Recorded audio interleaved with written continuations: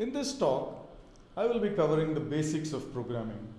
The aim of this talk is to show you that programming is very easy, not some complex job requiring a PhD, and to show you that programming is just one of the jobs required to be done for machining a part.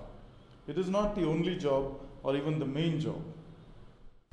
The purpose of a CNC program is to move the tool to cut a required part with other necessary actions like controlling the spindle, changing the tool, and so on.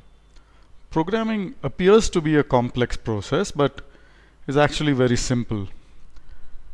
The tool on a CNC lathe is only capable of these 4 motions. The program commands for these motions are G00, G01, etc. In addition, you have commands for changing the tool, specifying the spindle speed, starting and stopping the spindle, controlling the coolant, etc. Knowing just these and a few other commands, you can actually write programs for cutting complex parts.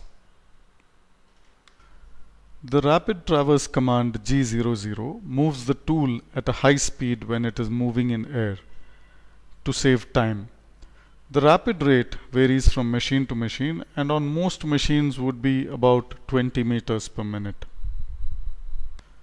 The feed traverse command G01 moves the tool in a straight line at a specified rate and is used to cut along a straight line.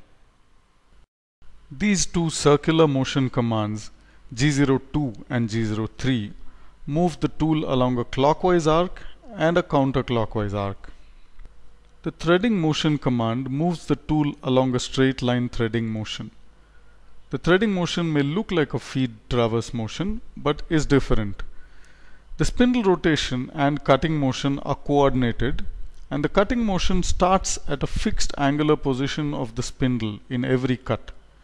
This is required for threading.